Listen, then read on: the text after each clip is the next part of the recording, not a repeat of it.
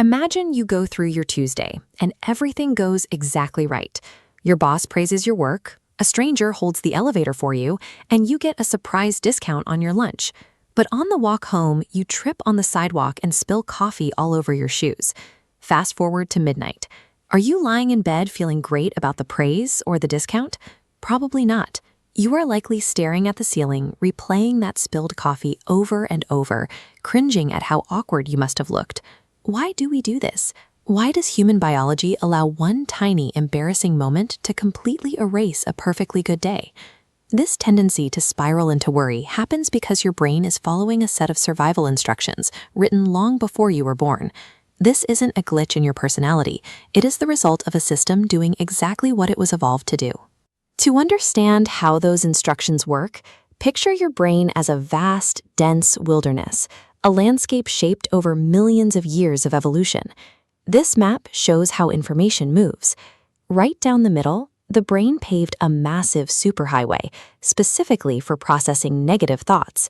Look at a positive thought, like a compliment. It doesn't get the highway. It travels a tiny dirt trail, weaving slowly through thick trees. When you find yourself trapped in a cycle of overthinking, you have simply entered the path of least resistance. You are stuck in traffic on an evolutionary highway that is impossible to miss. To see why we built this road, we must travel back thousands of years and look at the brutal environment our ancestors survived in. Back then, the math of survival was simple.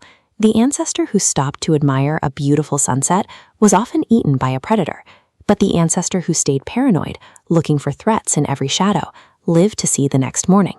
We call this the negativity bias. It is an ancient survival strategy that forces the brain to notice, remember, and learn from threats far more vividly than rewards. We developed this bias within the first few months of life. Because an infant has zero experience, learning what is dangerous is their most urgent requirement for staying alive. That hypervigilance kept our ancestors alive long enough to pass on their genes. Our modern habit of prioritizing the bad news is the direct evidence of a safety system that has been working for millennia. Driving this highway today comes with a physical cost. Every time you ruminate on a worry, your body reacts as if it's facing a physical predator, flooding your system with stress chemicals like cortisol and adrenaline. If you stay on this road too long, the exposure to these chemicals takes a toll. High levels of cortisol can eventually damage the structures in your brain that regulate your memory and emotions, making it even harder to pull yourself out of a bad mood.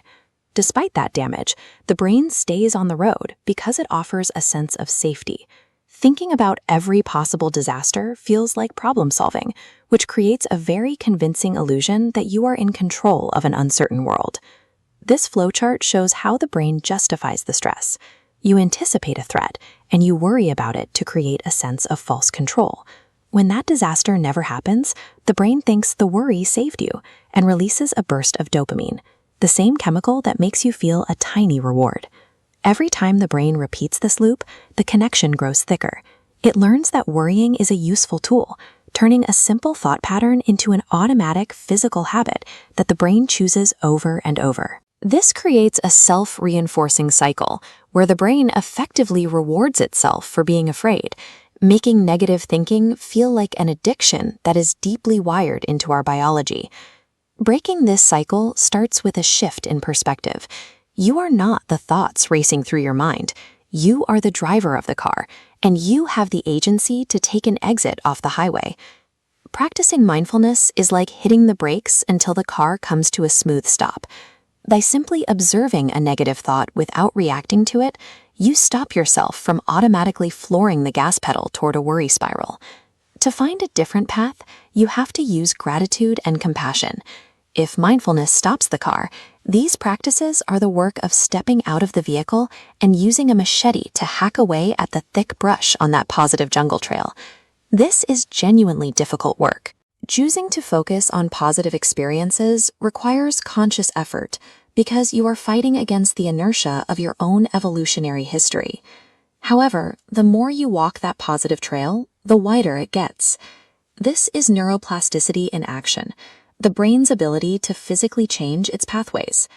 As the new path becomes easier to travel, the neglected highway slowly begins to overgrow.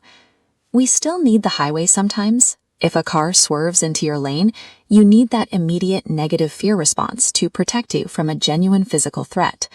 But we have to recognize that our biological hardware is optimized for survival, which often comes at the direct expense of our daily contentment.